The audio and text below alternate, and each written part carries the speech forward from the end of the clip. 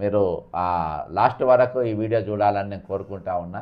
ఎంత డోకా చేస్తుండో రేవంత్ రెడ్డి అంటే చూడాలి. ఇది ఒక్కొక్క సంస్థను ఏ విధంగా చంపుతా ఉండు, ఏ విధంగా వాళ్ళని ఇబ్బంది పెడుతుండ్రు. ఈరోజు ఈరోజు చాలామంది చాలా బాగా రెస్పాండ్ అయ్యారు. ఈరోజు మనం చూసినాం 24వ తారీఖు రోజు, రెండవ రోజు ఆర్టీసీ ఎంప్లాయీస్ దీక్ష చేసిండ్రు. మరి స్ట్రైక్ కాల్ఫర్ చేసిండ్రు. వాళ్ళు రూల్ ప్రకారం 42 రోజుల ముందు ప్రభుత్వానికి మరి నోటీస్ ఇచ్చిండ్రు. మేము దీక్ష మేము స్ట్రైక్ చేయబోతున్నాము, మా న్యాయమైన కోరికలు మాకు తీర్చమని చెప్పి వాళ్ళు ఇచ్చిండ్రు. కానీ వీళ్ళు ఎటువంటి ప్రయాసం చేయలేదు, ఎటువంటి వీళ్ళకు చేయలేదు. పైగా ఎప్పుడైతే శంకర్ గౌడ్ గారు నిన్న పోయినామో అక్కడ విక్టిమ్స్ అసోసియేషన్ వాళ్ళు అందరూ కూడా తలా రూపాయి వేసుకొని ఒక 30,000 రూపాయలు, రూపాయి అంటే తలా 500, 200, 300 అట్లా వేసి ఒక 30,000 రూపాయలు నిన్న వాళ్ళ కుటుంబానికి ఇచ్చిండ్రు. ఇచ్చిన తర్వాత ఈరోజు తెలంగాణ అంటే వాళ్ళు డిస్మిస్ అయిన వాళ్ళు, నౌకరు చేసిన వాళ్ళు కాదు. ఈరోజు అందులోకెళ్ళి ఈరోజు ఆర్టీసీకి వెళ్ళి డిస్మిస్ అయిన వాళ్ళు అందరూ నౌకరు బయటికి వెళ్ళిపోయిన వాళ్ళు, ఈరోజు జీతాలు లేని వాళ్ళందరూ కూడా తలా 200 వేసుకొని ఆ కుటుంబాన్ని కలిసి నన్ను కూడా వాళ్ళు తీసుకుపోయిన మా ఎంబడి రండి సార్, మీ వాణి వినిపించిండ్రు, మీరు అక్కడ అపోలో హాస్పిటల్ కాడ కలిసిన తర్వాతనే అక్కడ సీన్ మారింది కాబట్టి మీరు రండి అని చెప్పి నన్ను పిలిచిండ్రు. నేను కూడా నిన్న వాళ్ళ ఇంటికి ఇచ్చినాము. అక్కడికి వెళ్ళి బస్టాండ్ కాడికి పోయినాము. బస్టాండ్లో ఆయన ఎక్కడైతే పెట్రోల్ పోసుకొని తగలబెట్టుకుంటూ ఆ ప్రాంతానికి పోయినాము. అక్కడ మేము నివాళులు కూడా అర్పించినాము. అంతేకాకుండా ఆ ప్రాంగణానికి నరసంపేట బస్ స్టేషన్ ప్రాంగణానికి ఏది కోలా శంకర్ గౌడ్ బస్సు ప్రాంగణం అనే పేరు పెట్టాలని కూడా మేము అక్కడ ప్రభుత్వాన్ని డిమాండ్ చేసినాం. త్వరలో కూడా కలుద్దాం అనుకున్నాం. కానీ ఈరోజు ఒక పెద్ద చర్చ ఈరోజు జరుగుతూ ఉంది. ఆర్టీసీకి రేవంత్ రెడ్డి డోకా చేసిందని. మరి ఏం డోకా చేసిండ్రు ఏంది అంటే తెల్లారు ఏం చేసిందంటే ఎప్పుడైతే శంకర్ గౌడ్ ఇది అయిందో సైలెంట్గా అంటే కొన్ని యూనియన్లను అసోసియేషన్ మెయింటైన్ చేసి బయటికి రాకుండా తెల్లారి తీసుకుపోయి సమాజ్ చేసి క్లోజ్ చేద్దామని స్వయాన మంత్రి గారు వచ్చి అక్కడ కూర్చున్నారు. నేను ఈ సందర్భంగా నేను ఒకటి అడుగుతా. ఆ రోజు అందరు అనుకుంటూ ఉంటారు బక్క జెర్సన్ గారు అక్కడికి వచ్చింది ఇష్టం వచ్చినట్టు తిట్టిండు అని అంటారు. అక్కడ టైం డిమాండ్. ఒక మనిషిని ఒక విషయం చెప్తా. ఈరోజు నన్ను ఒక వ్యక్తి పొడిచి నన్ను చంపి ఈరోజు మళ్ళీ నన్ను సచ్చిందా లేదా అని చూడడానికి నా దగ్గరికి వస్తే అక్కడ ఉన్నోళ్ళు ఏం చేస్తారు? కాబట్టి అదే పని నేను చేసిన. శంకర్ గౌడ్ గారు వీళ్ళ కారణంగా ఆయన ఆత్మహత్యయత్నం చేసిండు, దవాఖానలు ఉన్నాడు. ఆయనను చూడనీకి అని చెప్పేసి రేవంత్ రెడ్డి గారు మన పొన్నం ప్రభాకర్ మంత్రి గారు అక్కడికి వచ్చిండ్రు. మీరు చేయబట్టి ఇట్లా జరిగింది, మీరే ఈయనను చంపినరు, మీ వల్లనే ఈరోజు మన తెలంగాణ ఉద్యమంలో 36 మంది చనిపోయినరు, ఇప్పుడు కూడా ఇట్లా చచ్చిపోయినరు, ఇదంతా మీ వల్లనే జరిగిందని చెప్పేసి నేను పెట్టడం జరిగింది. అయితే ఇందులో సమ్మె విరమించగానే ఇక్కడ టైటిల్ ఏంటంటే ఆర్టీసీకి రేవంత్ డోకా చేసిండ్రని. సమ్మె విరమించగానే రంగులు మార్చిన రేవంత్, సర్కారు కాలయాపనకు మరో కొత్త కమిటీ అంట. అసలు ఆల్రెడీ వీళ్ళ దగ్గర సిఫారసులు అన్నీ ఉన్నాయి, ఆల్రెడీ చేయాల్సిన పనులు ఎట్లెట్లా చేయాలి అన్నీ ఉన్నాయి. మళ్ళీ కమిటీ ఎందుకు దీనికి అంటే కాలయాపన కోసం. మొన్న క్యాబినెట్ సబ్ కమిటీ, నిన్న ప్రభుత్వంలో విలీనానికి ఒక కమిటీ, నేడు పే రివిజన్కి ఒక కమిటీ. ఇన్ని కమిటీలు ఎందుకు? అన్ని ఒక కమిటీ ఇవన్నీ పనులు చేయలేదా? మరి ఎందుకు ఇన్ని రకాల కమిటీలు వేస్తుండ్రు అంటే కాలయాపన చేయాలి. ఎంత కాలయాపన చేస్తే అన్నీ. ఈరోజు నేను ఒకటి చెప్తా, స్టేట్ గవర్నమెంట్ రిటైర్మెంట్ వాళ్ళ సొమ్ములు దాదాపు కొన్ని వేల కోట్ల రూపాయలు వాళ్ళ దగ్గర పెట్టుకున్నారు. అవి ఇస్తలేవు. అవన్నీ ఇంట్రెస్ట్ వీళ్ళ మిగులుతున్నాయి కదా, వీళ్ళ బయట దందాలు నడుపుకుంటున్నారు కదా, ఆ ఇంట్రెస్ట్ వీళ్ళ మిగులుతాయి. వీళ్ళకి ఇంట్రెస్ట్ నేను ఇస్తలేదు కదా మళ్ళా. కాబట్టి ఎన్ని రోజులు వీళ్ళ దగ్గర వాళ్ళ డబ్బులు ఉంటే అంత వీళ్ళకి లాభం, అన్ని రోజులు వాళ్ళ పైసలు వాడుకుంటారు. అదేవిధంగా వీళ్ళు కూడా ఈ డబ్బులు వీళ్ళకు చేస్తామన్న బెనిఫిట్ చేస్తే ఖర్చు అవుతాయి. కాబట్టి ఖర్చు కాకుండా కాలయాపన చేయాలి. ఆ కాలయాపన ఆల్రెడీ ఈరోజు యూనియన్లు అన్నీ కూడా వాళ్ళకు చెప్పు చేతల్లో పెట్టుకున్నారు. ఈరోజు యూనియన్లు ఏ యూనియన్ అయినా అన్ని రకాల యూనియన్లు ఈరోజు వాళ్ళ చెప్పు చేతల్లో పెట్టుకున్నట్టు పరిస్థితి. మొన్న క్యాబినెట్ సబ్ కమిటీ నంబర్ 1, రెండో కమిటీ నిన్న ప్రభుత్వంలో విలీనానికి ఒక కమిటీ, రెండో కమిటీ, నేడు పే రివిజన్కి ఒక కమిటీ, 3 రకాల కమిటీలు ఈరోజు వేసిండ్రు. ఒక కమిటీ ఇన్ని పనులు చేయలేదా? ఈరోజు వాళ్ళకు పే రివిజన్ ఎట్లా చేయాలో వాళ్ళకి తెలియదా? కాబట్టి ఇవన్నీ కూడా కాలయాపన చేయడానికి. విలీనం కోసం సమ్మె చేస్తే కనీసం ఫిట్మెంట్ ఇస్తారని ఆనందపడిన ఆర్టీసీ కార్మికులు ఏకంగా పాలతోనే కడగాలన్నారు, స్వీట్లు పంచుకున్నారు. ఒక దిక్కు శంకర్ గౌడ్ మరణించి ఆయన పార్థిక దేహం అక్కడ ఉంటే, ఇక్కడ వీళ్ళు యూనియన్ నాయకులు వీళ్ళంతా మిఠాయిలు పంచుకుంటూ పండుగ చేసుకోమన్నారు. అసలు ఆ చర్చ ఎవరి త్యాగం వల్ల జరిగింది, దానిపైన చర్చ లేకుండా ఈరోజు దాన్ని వీళ్ళు అడ్డం పెట్టుకొని దాన్ని ఈ యూనియన్లు అసలు వీళ్ళేదో వీళ్ళ ఉద్యమానికి ఏదో వాళ్ళు స్పందించి ఆయన పిలిచినట్టు, అసలు మీరు రేపు 40 రోజుల ముందు నోటీస్ ఇచ్చి మీరు స్ట్రైక్ కాల్ఫర్ చేస్తేనే మిమ్మల్ని దేకలే, ప్రైవేట్ బస్సులు పెట్టుకుండ్రు, చర్చలు ఏం లేవు పో అన్నాడు మంత్రి. అసొంటోడు శంకర్ గౌడ్ గారు ఆత్మహత్య తర్వాత మిమ్మల్ని పిలిచి మీతో చర్చ ఇచ్చిందంటే only because of Shankar Goud గారి త్యాగం వల్ల పిలిచిండ్రు. మరి మీరేం చేసిండ్రు అక్కడ జరుగుతుంటే? అసలు ఏం కాకముందే స్వీట్లు పంచుకుడు, పాలతోని ఆయన ఫోటోలు గడుగుడు, అసలు శంకర్ గౌడ్ గారి త్యాగాన్ని మర్చిపోయి ఆయన ఫోటో ఎక్కడ పెట్టకుండా ఏదో అక్కడ పెట్టి అట్లా నడిపిండ్రు. కానీ ఈరోజు రాష్ట్ర వ్యాప్తంగా ప్రతి డిపో దగ్గర శంకర్ గౌడ్ గారి ఫోటో పెట్టి మరి ఆయన నివాళులు అర్పించాల్సిన సమయాన్ని మీరు పక్కన పెట్టి నివాళులు అర్పించకుండా ఈరోజు మీరు పండుగ చేసుకున్నారు. ఇంత దారుణం. విలీనం కోసం సమ్మె చేస్తే కనీసం ఫిట్మెంట్ ఇస్తారని ఆనందపడిన ఆర్టీసీ కార్మికులు అయితే బాధపడుతున్నారు. ఇలా డోకా చేస్తుంది ఎవరంటే నాయకులు, చెప్పిందే తక్కువ ఫిట్మెంటు, దానికి కూడా కమిటీ వేయడంపై ఆర్టీసీ కార్మికుల ఆందోళన. యూనియన్లు పునరుద్ధానంపై ఆర్టీసీ యాజమాన్యదే బాధ్యత అంటే తప్పించుకున్న సర్కారు. అర్థమైందా? మిగిలిన 29 డిమాండ్లపై క్యాబినెట్ సబ్ కమిటీ పరిష్కరిస్తుందని మళ్ళీ కమిటీలపైనే భారం. కమిటీ నివేదికలు ఎప్పుడొస్తారో, డిమాండ్లు ఎప్పుడు తీరుతాయో అని క్యాబినెట్ కార్మికులు ఈరోజు పెదవి వీరుస్తున్నటువంటి పరిస్థితి. ఈరోజు రిటైర్మెంట్ ఉద్యోగులకు, మన ఆర్టీసీ కార్మికులకు వీళ్ళు వేస్తున్న కమిటీ వెనుక కమిటీలు పడుతున్నాయి. కానీ ఈరోజు వాస్తవానికి వీళ్లకు న్యాయం జరిగేటట్టుగా ఎక్కడ కూడా కనబడతలేదు. వీళ్ళకి న్యాయం జరుగుతుంది అనే నమ్మకం కూడా ఈరోజు లేని పరిస్థితి. మరి ఇటువంటి సందర్భంలో ఈరోజు వీళ్ళు ఆందోళన చెందకుంటే ఏంటి? ఇప్పుడు ఇక నా ఆల్రెడీ ఇప్పుడు పరిస్థితి ఏంటంటే రేపటి దినాన ఈ కార్మికులకు మళ్ళా ధర్నా అన్న మళ్ళా స్ట్రైక్ అన్న ఈరోజు ఎంతవరకు పాల్గొంటారు అనేది ఒక పెద్ద డౌట్. ఎందుకు ఆ డౌట్ అంటే, అన్న నమస్తే, నేను బక్క జడ్సనా. ఇది నేను ఆర్టీసీకి రేవంత్ డోకా అని ఒకటి వచ్చింది, దీనిపైన ఒక లైవ్ చేస్తున్నా. మీ వాయిస్ తీసుకోవచ్చా లైవ్లా? రైట్ అన్న, లైన్లో ఉండను. అంటే టీజీఎస్ఆర్టీసీ అంటే నౌకర్లకెళ్ళి రిమూవల్ అయినటువంటి అసోసియేషన్ ప్రెసిడెంట్ దుగ్గు రాజేందర్ గారు లైన్లో ఉన్నారు. చాలా వీరోచితంగా సారు ఆర్టీసీని బాగు చేయాలి, బాగుపడాలని పెద్ద ఎత్తున ఉద్యమం జరిపిండు. ఈరోజు ఒక 3 ప్రశ్నలు నేను రాజేందర్ గారిని 3 ప్రశ్నలు అడుగుతాను. నమస్తేనా అన్నా? నిన్న కార్యక్రమం ఇప్పటిదాకా నేను మీరు జనరల్ సెక్రటరీ అన్నా. నేను ఒకటి ముందుంది ఏందనంటే, మొన్న మీరు సమ్మె చేసిండ్రు, దానికి ఒక 3 రకాల కమిటీలు ఇప్పటిదాకా పడ్డది. మొన్ననేమో క్యాబినెట్ సబ్ కమిటీ వేసిండ్రు, నిన్ననేమో ప్రభుత్వ విలీనానికి ఒక కమిటీ వేసిండ్రు, ఈరోజు రివిజన్ పేరు మీద ఒక కమిటీ వేసిండ్రు. యాక్చువల్గా ఏప్రిల్ 1 నుండి ఫిట్మెంట్ ఇస్తామని హామీ ఇచ్చి మరొక కమిటీ కార్మికులకు వేసిండ్రు. దీంతో ఒక షాకు అన్న. అంటే అసలు ప్రభుత్వానికి చేయాలనే చిత్తశుద్ధి, మిగిలిన 29 డిమాండ్ల పైన సబ్ కమిటీ పరిష్కరిస్తుందని మళ్ళీ కమిటీలపైన భారం పెట్టిండ్రు. అసలు ఇంకా ఒకటి ఏంటంటే, అన్యాయంగా చిన్న పిటి కేసుల పైన గత ఎండి, అంటే ఇంతకుముందు ఎండి ఉన్నటువంటి సజ్జనర్ గారు దాదాపు ఒక 550 మందో 600 మందిని తొలగించిండ్రు. అందులో ఒక 250 మందిని ఇచ్చిండ్రు.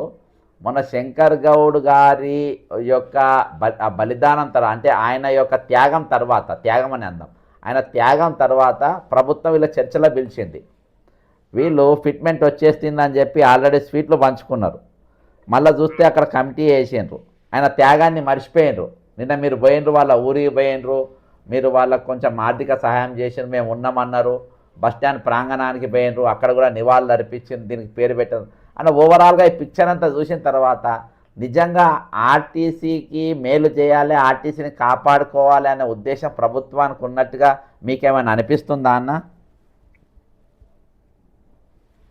అయితే సార్ ఇప్పుడు ఇది ఆర్టీసీ ఇప్పుడు మన పొన్నం ప్రభాకర్ గారు తరచుగా అంటాడు, ఇది సామాన్య మానవునికి ఇది లైఫ్ లైన్, ప్రజా రవాణా సంస్థ ఇది లైఫ్ లైన్ అంటాడు.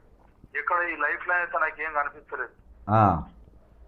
ఎందుకు కనిపిస్తలేదంటే అన్న ఓలా శంకర్ కూడా ఆత్మ బలిదానం చేసుకుంటే చేసుకపోయి ఉంటే వీళ్ళు చర్చలకు కాదు కదా ఇటు దిక్కు కూడా చూసి ఇచ్చేవాళ్ళు 100%.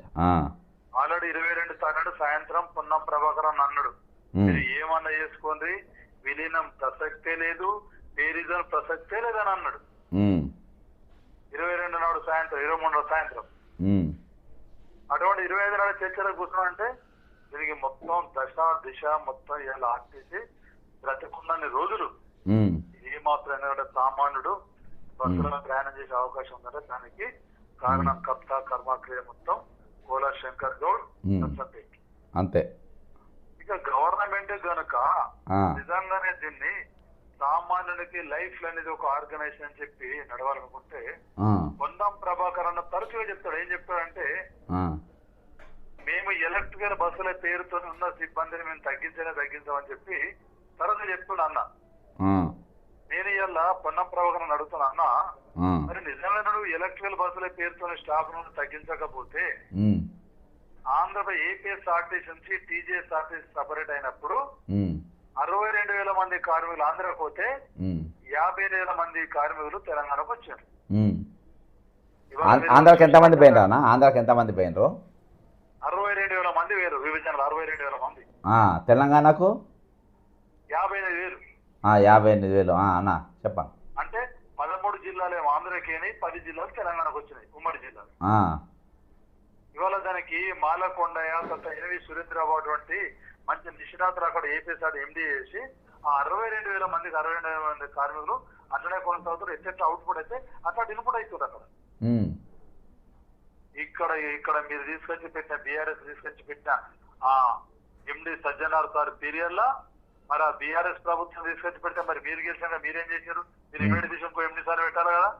ఇవాళ 50,000 మంది కార్మికులు 39,000 కొడుతారు. అంటే ఇంకా 12,000 మంది కార్మికులు మీరు ఎలక్ట్రికల్ బస్సు తీసుకుంటారు. వీళ్ళు ఎటువంటి చెప్పా ఎటు అంటే రిటైర్మెంట్ అయ్యారు. రిటైర్మెంట్ అయిన వాళ్ళ ప్లేస్ తీసుకోవాలి కదా. మరి రిటైర్మెంట్ అయిన ప్లేస్ ఎవరు పని చేస్తున్నారు? మరి ఎవరు చేస్తున్నారు? అది కావాలి కదా. అదొకటి. ఈ రెండోది వీళ్ళ యొక్క చిత్తశుద్ధి చెప్తా, మీరు ఎంతసేపు అయినా సంస్థకు ప్రొడక్షన్ అంటే సంస్థకి ఎవరైతే దాని ఉత్పత్తి తయారు చేయాలో మీరు వాళ్ళ మీద పడ్డారు. ఎవరైనా ఇవాళ తగ్గిస్తున్నారు, కండక్టర్ తగ్గిస్తున్నారు, మొత్తం తగ్గిస్తున్నారు, తగ్గిస్తున్నారు, సెక్యూరిటీ తగ్గిస్తున్నారు. వీళ్ళు సంస్థకు పట్టుబొమ్మరు. డ్రైవర్ బస్ నొప్పాలి, కండక్టర్ టికెట్ ఇస్తే ఆ బస్కి ఏదైనా ప్రాబ్లం అయితే మెకానిక్ దాన్ని దురస్తి చేయాలి. ఈ సంస్థ ప్రాపర్టీ అంతా దీన్ని ఎవరు తస్కరించకుండా చేయకుండా ఉండాలని దానికి కావాలి. ఏంటంటే సెక్యూరిటీ ఉండాలి. వీళ్ళందరి యొక్క రికార్డ్స్ అంతా మెయింటైన్ చేయడానికి ఒక క్లరికల్ ఉండాలి. మొత్తం ఇలా మీరు నిర్వీర్యం చేస్తున్నారు. నేను అడుగుతున్న ఇలా ఈ రేషియో పేరుతోని స్టాఫ్ తగ్గించాలని ఆలోచించారా? ఒక డిపో మీద తగ్గించారా? మీరు ఒక డిప్యూటీ ఆర్ఎం తగ్గించారా? ఒక ఆర్ఎం తగ్గించారా? ఒక ఈడీ తగ్గించారా? ఇదేం సోయి లేదా? కనీసం ఆలోచించని సోయి ఉండాలి. ఒక సోయి అయితే ఆర్గనైజేషన్ నువ్వు అంటారు లైఫ్ దీన్ని సామాన్య ప్రయాణం ఏం చూస్తున్నారు మీరు? మీరు ప్రవేశపెట్టిన మహాలక్ష్య పథకం నిర్విఘ్నంగా నడిపడం చేత మీకు ఇలా ప్రభుత్వానికి చేరుతుంది. దానికి కారణం ఎవరు? కార్మికులు. 62,000 మంది 52 మంది 52 మంది పోయే బస్సులో ఇవాళ సూపర్ ఎక్స్ప్రెస్ చూడండి, ఆటో చూడండి, ఒక్కో విధంగా 70, 80, 90, 100 మంది ప్రయాణం చేస్తున్నారు. ఆడ కండక్టర్లు మో కండక్టర్ మొత్తం ఉడకపోతులా అటు పోయి రావాలంటే మొత్తం వాళ్ళ బట్టలు తడిచి పెడుతున్నాయి. ఎక్కడుంది మీ సానుభూతి? ఎక్కడుంది? ఏడ సానుభూతి చేస్తున్నారు? మళ్ళా స్టాఫ్ తగ్గించినావు. 2023 నవంబర్ లో అసెంబ్లీ ఎలక్షన్లు అయినాయి. 2023 నవంబర్ అసెంబ్లీ ఎలక్షన్ అయినాయి. మీరు 2023 డిసెంబరు 9th నాడు ఈ మహాలక్ష్మి పథకం తీసుకొచ్చారు. మీరు ఏ పొన్నం ప్రభాకర్ అన్న, ఉమ్, ఏ గౌరవ మన ముఖ్యమంత్రి గారు ఉమ్, సెప్టెంబర్ 2020 మీరు 2 మీటింగ్లలో మీరు మాట్లాడారు. అది నా దగ్గర ఉండదు. ఉమ్. ఏమన్నారు మీరు? ఉమ్, మేము కనుక గెలిస్తే, మేము కనుక అధికారంలోకి వస్తే ఉమ్, ఆర్టీసీ మీద కక్షాంపు చర్యలు ఉన్నాయన్నారు. ఉమ్, రెండవది, ఎవరెవరైతే అకారణంగా తొలగించారో మీద వాళ్ళందరినీ తిరిగి మీరు పెడతాను. ఉమ్, మా కార్మికుల కాళ్లకు ఉమ్, ఉల్లిగడ్డ కూర్చుతే దాన్ని ఎవ్వరికి కనిపించినటువంటి సన్న సూచని వేయకుండా తీస్తామన్నారు. ఉమ్, కానీ ఇలా మీరు వేయకుండా తెచ్చుడు కాదు, ఉమ్, అదే కత్తులు బట్టి కత్త కుట్టితే కార్మికులు ఉమ్, చచ్చిపోతున్నారు. అంతే కదా. ఉమ్, వాళ్ళ ఒక డ్రైవరు, ఉమ్, నేను వేనాడు బస్సులో పనిచేస్తున్నా. నేను ఆ, వేనాడు నుంచి సికింద్రాబాద్కి వచ్చి మళ్ళీ సికింద్రాబాద్ నుంచి వేనాడు పోయిన తర్వాత ఒక ట్రిప్ వచ్చి నేను శ్రీశైలం ఉండే. ఆ, శ్రీశైలం ఏంటంటే తెల్లని డ్యూటీ ఉండేది. ఆ, అలాంటిది ఇలా మీరు ఏం చేసిండ్రు? ఒక డ్యూటీ వేనాడు నుంచి సికింద్రాబాద్ మళ్ళీ దాన్ని 2 ట్రిప్పులు పెట్టారు. ఉమ్, అంటే 400 ఎలా 700 కిలోమీటర్లు పెంచారు. ఉమ్, డ్రైవర్ ఉంటాడా? డ్రైవర్ చచ్చిపోడా? ఉమ్, ఆయన భార్యల పరిస్థితి ఏం కావాలి? అని ఉమ్, ఎంతమంది చనిపోతున్నారు? ఉమ్, ఉమ్, కాబట్టి ఇకనైనా ఏంటంటే గౌరవ ముఖ్యమంత్రి యంగ్ డైనమిక్ లీడర్ ఉన్నాడు కాబట్టి ఉమ్, కొంచెం సార్ మీరు దయచేసి ఏంటంటే దీన్ని దృష్టి పెట్టాలి. ఉమ్, దృష్టి పెట్టి, ఎందుకంటే సామాన్యునికి ఇది ఒక లైఫ్ లైన్ ప్రజా సంస్థ అని చెప్పి తరచే చెప్తుంటాడు మన పొన్నమరావు గారు. ఉమ్, దీన్ని బతికించేటువంటి ఆవశ్యకత మీ మీద ఉన్నది. ఉమ్, ఈ ఇష్యూ నేను ఏంటంటే త్వరలో అక్బరుద్దీన్ ఓవైసీ దగ్గర తీసుకెళ్తా. ఉమ్, ఎందుకంటే ఇలా కొంతమంది తెలుగు వ్యవస్థ మీకు తెలుసు, తెలుగు మళ్ళీ చెప్తున్నా, ఉమ్, ఆర్టీసీ అనేటువంటిది ఉమ్, ఫస్ట్ ఈ ఆర్టీసీ ముందు 1935 ఎన్ఎస్ స్టార్టెడ్ అని ఉండే um, Nizam state road transport department. Um, అది కొద్ది రోజుల కాలగర్భంలో ఏమైందంటే ఉమ్, అది ఉమ్, మన నైజాం కాలం మారిపోయింది. ఏపీఎస్ఆర్టీసీ ఉమ్, ఆ ఎన్ఎస్ఆర్టీసీ ఉన్నప్పుడు ఉమ్, నిజాం మనవరాలు ఒక తాంగాలు హైదరాబాద్ ప్రయాణం చేస్తే ఉమ్, బిక్కు అని సామాన్యులు ఆ వర్షాన్ని నడుచుకుంటూ ఒక చెట్టు కింద నిలబడితే చూసి ఆమె ఏంటంటే ఆయన పేరు జహీరా బేగం. ఉమ్, ఈ రాష్ట్రంలో ఈ స్టేట్లు ఎందుకు ఇంత అది కావాలని చెప్పి ఆమె అప్పుడు ఈ 1935 ఎంఎస్ఆర్టీసీ తీసుకొచ్చిందండి. ఉమ్, అందుకోసమే మన బస్సులకు ఏపీజెడ్, ఏజెడ్, ఏఈజెడ్, ఏపీ9Z, ఏపీ10Z అనేటువంటి ఉండే కదా. ఇప్పుడు ఏంది? ఇప్పుడు డిఎస్జెడ్, డిఎస్జెడ్, ఈ జెడ్ అనేటువంటిది ఏంటంటే లాస్ట్ కు జైరా బేగం పేరు. అది జెడ్ మీద ఏంటంటే జైరా బేగం పేరు. అది అంటే ఆర్టీసీ బ్రతుకున్న రోజులు ఈ జైరా బేగం పేరు దాని ఉండాలని చెప్పి ఇప్పుడు చూడండి మీరు. DS23Z అని ఉంటుంది బస్సు. ఆర్టీసీ అంటే DS23Z, DS17Z. ఇలా అక్బరుద్దీన్ సార్ కూడా అసదుద్దీన్ సార్ చెప్తా, అదే సార్ ఆ జైరా బేగం పేరు కూడా ఆయన నామరూపంలో చేస్తున్నారు సార్, దీని మీద ఇన్వాల్వ్మెంట్ కాదు అన్న. ఇప్పుడు శంకరన్న చనిపోయినప్పుడు కొన్ని డిమాండ్లతోని ఆయన దీక్ష స్ట్రైక్ అయింది. అందులో ఈ అక్రమంగా తొలగింపబడ్డ వారిది చర్చకి రానట్టుంది కదా. అంటే దాదాపు 250 మందిని తీసుకున్నామని పొన్నం ప్రభాకర్ చెప్తాడు. ఇంకొక 200 మందిలో 250 మందిలో తీసుకోవాలి. మరి అసలు మన చర్చకి ఇది ఎక్కడ కనవాలే కానీ వీళ్ళు తీసేసినట్టుగా మరి దానిపైన చర్చకు ఈ రిమోట్ అయినటువంటి ఎంప్లాయీస్ ఈ జేఎస్ నాయకులు ఎవరైతే ఉన్నారో వీళ్ళకి ఒక్కరు కూడా చిత్తశుద్ధి లేదు. నేను చెప్తున్నారా, ముందర వచ్చి మాట్లాడారు, ముందర మాట్లాడాలి.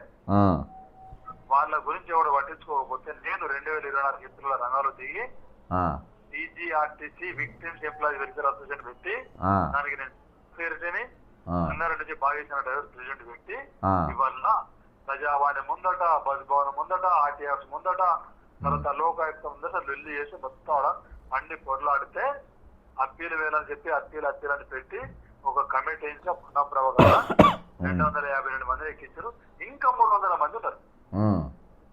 వీళ్ళ సంగతి ఏంటంటే మన జేఏసీ నాయకులకు వీళ్ళకు చిత్తశుద్ధి లేదు, వీళ్ళకి వచ్చేది తీయలేదు.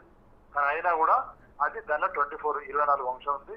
దీని గురించి ఎంపీ నాగిరెడ్డి సార్ దృష్టికి తీసుకెళ్ళి ఇది మరి మీరు చేయకపోతే ఆయన అట్లా కాల్చుకుని ఆయన చనిపోయాడు, ఆధార్ సంవత్సరం వీళ్ళు చచ్చిపోతారు. ఇప్పుడు ఆయన చనిపోయి అక్కడ కాలబెట్టి ఆయన చనిపోయి కుటుంబం ముందు పార్థిక శవం పెట్టుకొని వాళ్ళు కూర్చున్నారు. వీళ్ళేమో ఇక్కడ స్వీట్లు పంచుకున్నారు. ఆ? స్వీట్లు పంచుకుంటారు. అయితే నాకు ఒక ఇన్ఫర్మేషన్ వచ్చిందన్న నిన్న రాత్రి. అయితే అయినా కానీ ముందు ఒకటి గుర్తేం చేయాలంటే నిన్న సరే వాళ్ళు స్వీట్లు పంచుకుంటున్నా కానీ మీరు డిస్మిస్ అయిన వాళ్ళు మీకు అంటే డిస్మిస్ అయిన వాళ్ళకి వీళ్ళకు జీతాలు ఉండే ఏముండయి. అయినా కానీ వాళ్ళు స్వీట్లు పంచుకోకుండా వాళ్ళకున్న కష్టంలా మనిషి 200 500 ఇట్లా వేసుకొని దాదాపు ఒక 30,000 ఇచ్చారు. దీని మీద ఒక పెద్ద చర్చ జరుగుతుంది. అంటే డిస్మిస్ అయిన వాళ్ళు వాళ్ళకున్న ఇది ఈరోజు ఈ యూనియన్ లీడర్లకు ఎందుకు లేదన్నా? హలో, ఇప్పుడు నేను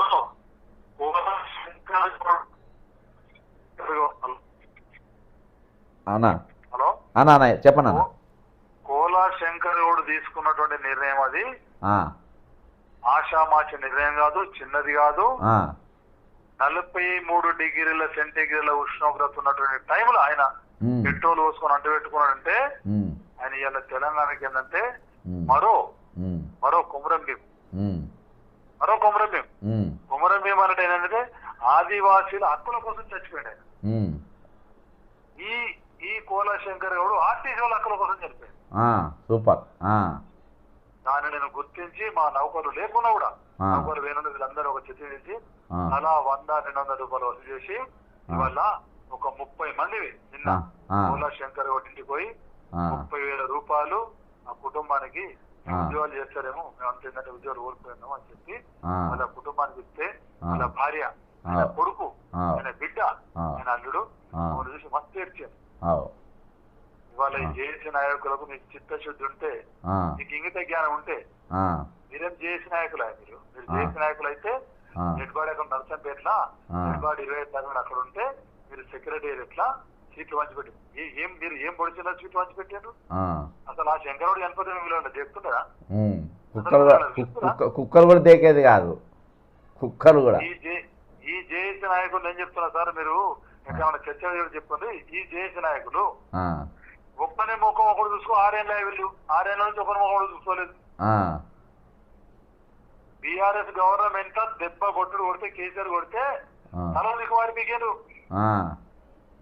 దానికి బీఆర్ఎస్ పెట్టిన గవర్నమెంట్ పెట్టినటువంటి ఎండి సజ్జనార్ సార్కు నేను రొమ్ము విరిచి నేను పోరాటం చేసిన.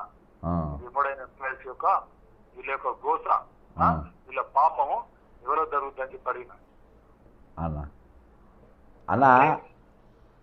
కోల్పోయినటువంటి మేము 30,000 రూపాయలు మేము ఇచ్చేసినామంటే వీళ్ళు ఒక్కొక్క జేఏసీ నాయకుడు మొత్తం ఎన్నో కాలువ తిరుగుతారు. మాకు కారు లేదు, మన లేదు, ఉడకపోతే అన్ని కలిసింది అనేది బస్సులో వచ్చినాం. మరి మీరేం చేయాలి? మీరేం చేస్తున్నారు ఆ కుటుంబానికి? చనిపోయిన కంపెనీషన్ అయింది, కారణం జాబ్ ఇస్తున్నారు. నిన్ననే కథం హైకోర్టు గైడ్ లైన్స్ పాస్ చేసింది. ఏమని? కారణం వాళ్ళు బంధు, చనిపోయిన పిల్లలకు నౌకరిచ్చే అవసరం లేదు. ఏం చేస్తారు మరి? నేనేమంటున్నా అంటే ఏం చేయకుండా ఎవరు కంగారు కుంటులు వీళ్ళంతా ఒక్కొక్కరి దగ్గర 200 రూపాయలు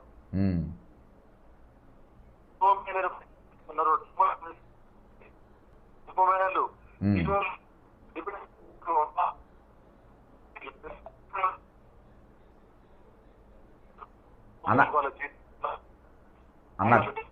అన్న క్లియర్ లేదు వాయిస్. ఇప్పుడు మేము స్టాఫ్ దగ్గర వర్కర్ల దగ్గర ఒక్కొక్క 200 రూపాయలు రికవరీ పెడతామని చెప్పి ఎండి సార్ అన్నాడట. వీళ్ళకు 200 పెట్టండి సార్, నో ప్రాబ్లం. కానీ డిపో మేనేజర్ పైన అధికారులు ఎవరైతే ఉన్నారో, డిపో 99 డిపో మేనేజర్ పీఓలు ఉన్నారు, డిప్యూటీ ఉన్నారు, ఆర్ఎంలు ఉన్నారు, లీడర్లు ఉన్నారు. వీళ్ళకి ఒక్కొక్కరి జీతంలో 5,000 రూపాయలు పెట్టాలి. రికవరీ 5,000 రూపాయలు పెట్టి ఆ అమౌంట్ మొత్తాన్ని తీసుకుపోయి శంకర్ గౌడ్ కుటుంబానికి ఇవ్వాలి. ఎందుకంటే ఒక డ్రైవర్ మెకానిక్ 2,000 రూపాయలు లాభం జరిగితే ఒక డిపో మేనేజర్ అయినట్టు ఆయనకు 14,000 రూపాయలు లాభం జరుగుతుంది. ఒక ఈడీకి 25,000 రూపాయలు లాభం జరుగుతుంది. మరి ఏమైతే ఆయనకి 5,000 రూపాయలు అవుతాయి నష్టమా? ఏమంటే ఏమైనా పని చేస్తున్నారా? డిఎంలో ఏమైనా పని చేస్తున్నారా? ఆర్ఎంలో ఏం పని చేస్తున్నారు మీరు? వాళ్ళు చేసే పని చెప్పాలి కదా.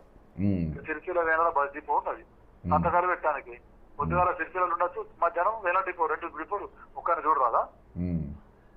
మీరు ఒక్క డ్రైవర్ ను బస్సులు ఒప్పుకుంటే ఒక్కరితో 2 పని చేస్తారు. ఆయన ఇవ్వంటారు, బస్ ఆయన ఒప్పు అంటారు. మరి మీరు ఈ పని చేయరాదా? మీరు మేధావులు ఎవరంటే మా ఈ రిమోట్ అయిన ఎంప్లాయీస్ సహాయం చేయండి. ఒకటి పెద్ద ఎత్తున ఒకటి డిబేట్ కార్యక్రమం పెడతారు ఇక్కడ సమాజంలో ప్రెస్ క్లబ్ లా. అసలు ఆర్టీసీ మీద బీఆర్ఎస్ గవర్నమెంట్ దీనికి చిత్తశుద్ధి లేక వీళ్ళు మొత్తం వర్కర్లను మొత్తం ఏకదానికి ఉషకొత్త వచ్చాం. మరి మీరు వచ్చినాక మేము వస్తే మీ మళ్ళీ మేము కంటికి రెప్పలా చూస్తామని అన్నారు కదా. మరి మీరు వచ్చి 3 ఏళ్ళు అయిపోయింది కదా. డిసెంబర్ కు 3 సంవత్సరాలు అయిపోయింది. 3 సంవత్సరాలు 4 నెలలు వస్తుంది కదా. మరి మీరు ఏం చేశారు? కార్మికులకు ఏం చేస్తున్నారు? అది కావాలి కదా. మీకు పేరు రావడానికి కోసం మహాలక్ష్మి పథకాన్ని పెట్టిర్రు. మహాలక్ష్మి పథకం సక్సెస్ అయితే ప్రభుత్వానికి పేరు వస్తుంది. ఇక్కడ కండక్టర్ పుస్తకం జరుగుతున్నాయి. ఇప్పుడు నేను చూసినాం కదా అన్న, ఒక ఆయన ఆర్టీసీ డ్రైవర్ కండక్టర్ ఆటో నడుపుతుండ్రు, స్టాలిన్ ఆయన పేరు. ఆటో డ్రైవర్ అయిపోయింది ఆయన. ఆటో డ్రైవర్లు అయిపోయారు, ట్రాక్టర్ డ్రైవర్లు అయిపోయారు, సుమారు డ్రైవర్లు అయిపోయారు. ఆర్టీసీలో గోస బాధ వాడతాము. ఈ జేఏసీ నాయకులు కూడా మళ్ళా పుట్టగొడుగులాగా మళ్ళీ కొత్త పిచ్చాలు వచ్చినట్టు నిన్న కథం మళ్ళా సీఎం సార్ దగ్గరికి పోయి కలిసి కథం మళ్ళీ చందా బుక్కులు కొట్టించారు. ఇవాళ నేను చెప్తున్నా, జేఏసీ నాయకులకు ఎవడైతే లీడర్షిప్ చేస్తాడో వర్కర్ ఏం కోరుకుంటాడు, కార్మికుడు ఈవెన్ లీడర్ కోరుకుంటాడు, వాళ్ళకి లీడర్షిప్ చేయాలి. ఇవాళ శాశ్వతంగా తొలగించిన ఉద్యోగస్తులను ఒక చిత్ర కింద చేర్పించి వాళ్ళకు అసోసియేషన్ పెట్టి అసోసియేషన్ తరఫున 30,000 రూపాయలు చేసినామంటే ఆ డబ్బులు ఎక్కడ ఏడిచింది మాకు ఎవరైనా ఇచ్చిండా? మేము వేసుకున్నాం కదా మనిషికి. మరి వీరేం చేస్తున్నారు అన్నా? అయితే రాత్రి అక్కడికి వెళ్ళి వచ్చినాకన్నా ఒక సంఘటన జరుగుతుంది. అంబర్పేట పైన అక్కడ కొంతమంది డిపార్ట్మెంట్ సెక్రటరీలో పనిచేసే వాళ్ళు కలిసిండ్రు. శంకర్ గౌడ్ సబ్జెక్ట్ వచ్చింది. ఇట్లా అన్న సబ్జెక్ట్ గురించి మాట్లాడుతూ ఉంటే గవర్నమెంట్లో ఒకటి రాత్రి నేను వీడియోలో కూడా మాట్లాడిన సబ్జెక్టు, శంకర్ మళ్ళొక శ్రీకాంతాచారి లెక్క అయిన పేరు కావద్దు, అది జాగ్రత్తగా చూసుకోండి అని ఆదేశాలు పాస్ అయినాయి. పాస్ అయిన తర్వాతనే ఎక్కడైనా పేరు వెళ్తలేదు, ఏడ మాట్లాడతలేరు, ఎక్కడ ఫోటో లేదు, ఏడ కూడా సబ్జెక్టే లేదు అసలు. మొత్తం మర్చిపోయిందంతా. ఇది ఒక ఇవాళ అయింది. కరెక్ట్ టైంకి మీరు ప్రోగ్రామ్ చేసిండ్రు. వాళ్ళు మన సోషల్ మీడియాలో యూట్యూబ్లో చూసిండ్రంట. అబ్బా కరెక్ట్ టైం కనుక్కుందామన్నా ఇవాళనే ఈ సబ్జెక్ట్ మొత్తం ఏడ కనబడద్దిగా, మళ్ళొక శ్రీకాంతాచారి లెక్క ఈ సబ్జెక్ట్ బయటికి పోవద్దిగా, దీన్ని ఇక్కడనే క్లోజ్ చేయండి, ఎక్కడ కూడా చర్చకు రావద్దు అని కొంతమందికి మొత్తం అందరికీ ఆదేశాలు పాస్ అయినాయంట. ట్రాన్స్పోర్ట్ డిపార్ట్మెంట్కి వెళ్ళి, మినిస్ట్రీకి వెళ్ళి. రేపు 3 గంటలు అన్న ముఖ్యమంత్రి నివాసంలో మొత్తం మంది జేఏసీ నాయకులను పిలుస్తున్నారు. అక్కడ మీటింగ్ పెట్టారు. నాకు వేరే కొంచెం నా క్లోజ్ ఉన్న సోదరులు అన్నాను వస్తా, నాకు కొంచెం ఇస్తే తీరని నేను చెప్తా, లేను కదా అంటే ఎవడు ఎవడు చెప్తున్నాడు. ఇంకా ఈ తెలంగాణ రాష్ట్రంలో అసలు ఏమన్నది ప్రజాపాలకులు అసలు చేస్తున్న ఉద్యోగం స్థితి తీసేచ్చింది అని ఇంత అన్యాయమా? నిన్న కోలాశంకరుడు కుటుంబం పరిస్థితి మీ అమ్మ ఎవరి కోసం చనిపోయింది ఆయన కోసం, కొడుకు కోసం. ఈ తెలంగాణ ఆర్టీసీ ఎప్పుడు ఇదే విధంగా ఇది నిలబడాలి, ఇది పడిపోవద్దని చెప్పి దీనికోసం చనిపోయింది అంతే. ఆయన పేరును కనపడకుండా చేస్తారు. దుగ్గు రాజేందర్ అంటేనా చేయనియదు. దీన్ని నెలకోసారి సోమాజోడ ప్రెస్ క్లబ్ లేకపోతే బషీర్ ప్రెస్ క్లబ్ కుటుంబానికి జేఏసీ నాయకులు కానీ ఎందుకంటే నెలకు ఒక జిల్లాలో పెట్టాలన్నా, ఒకటి హైదరాబాద్ ఎందుకు పెట్టాలి? ఒక నెల నల్గొండలో, ఒక నెల వరంగల్లో, ఒక నెల కరీంనగర్లో, ఒక నెల ఆదిలాబాద్లో, నెలకు జిల్లాలో పెట్టాలి అన్నా.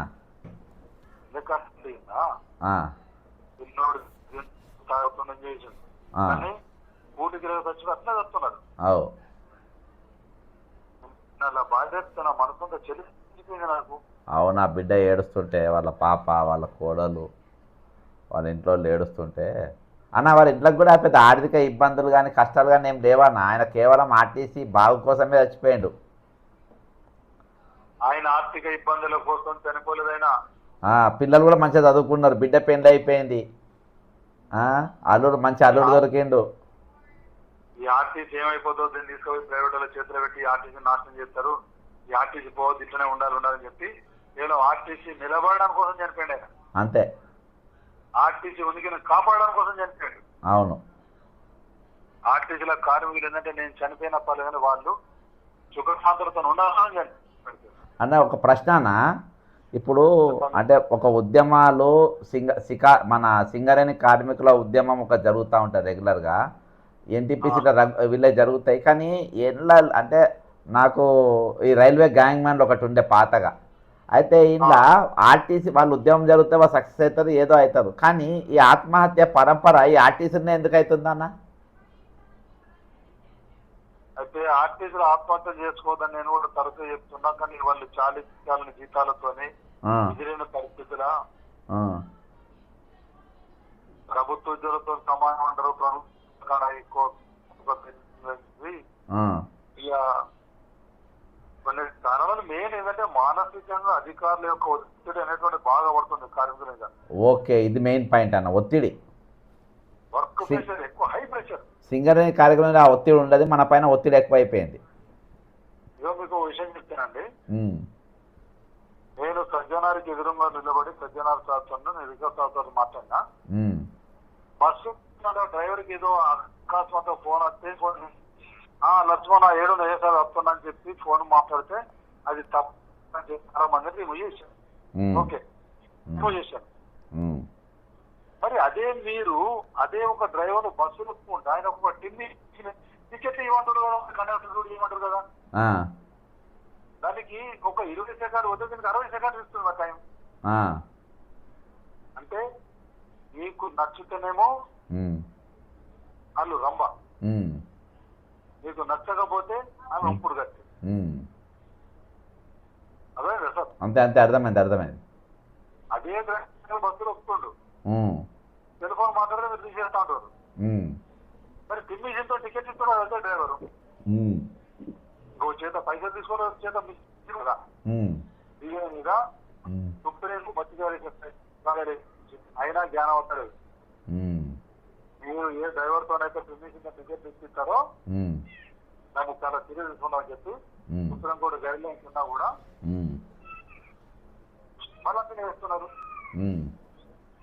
అంటే మరి డ్రైవర్తో పాటు కండక్టర్ ఉంటే దానికి ప్రాబ్లం ఉంది. కండక్టర్ ఉద్యోగం చేయొద్దా?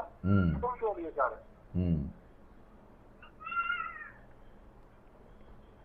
ఓకే అన్న, ఇప్పుడు ఎన్నో అవమానాలు, ఎన్నో ఆర్థిక భారాలు, ఎన్నో మన ఆరోగ్య భారాలు,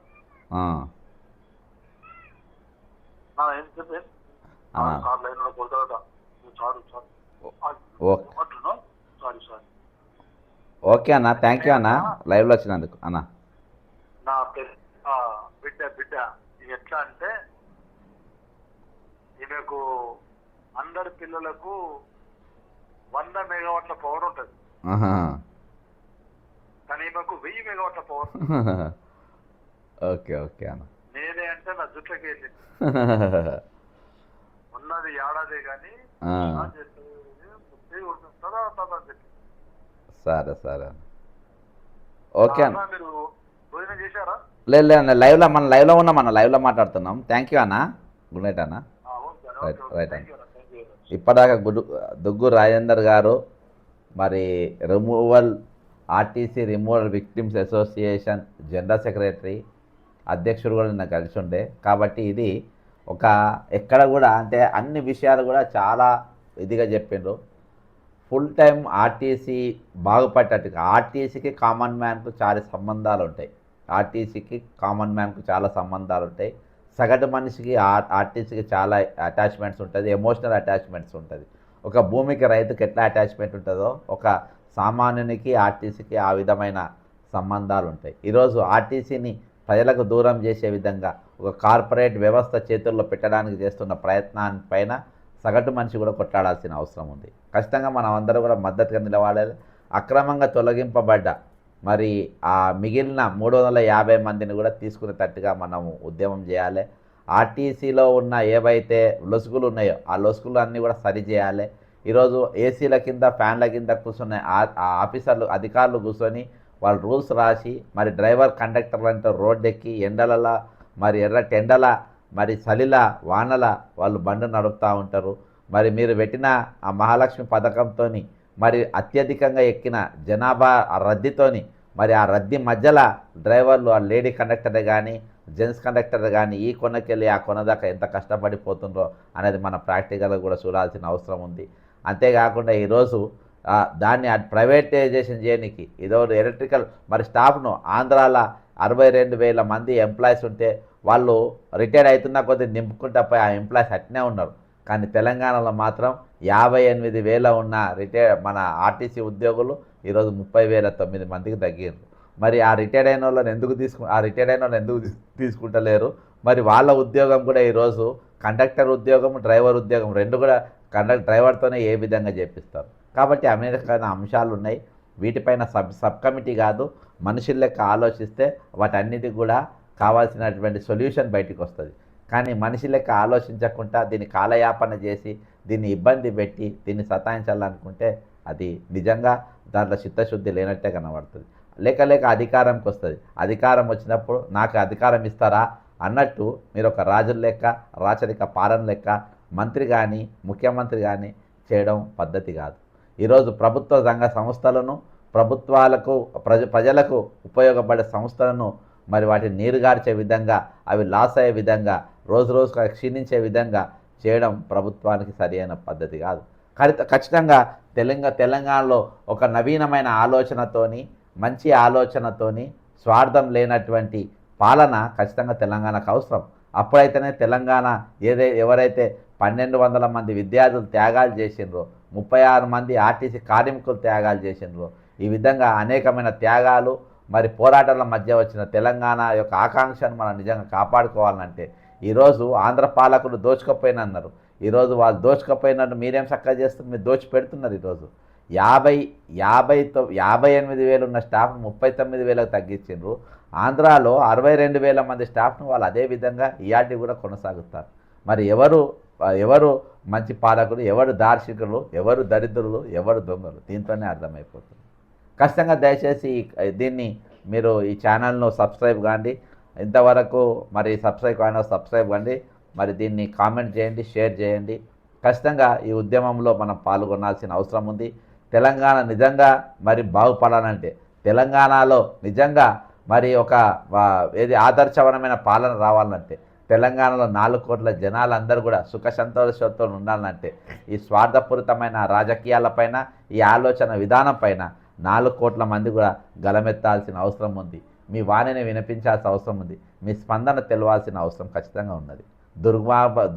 దుర్మార్గపు పాలన పైన ఈరోజు మన యొక్క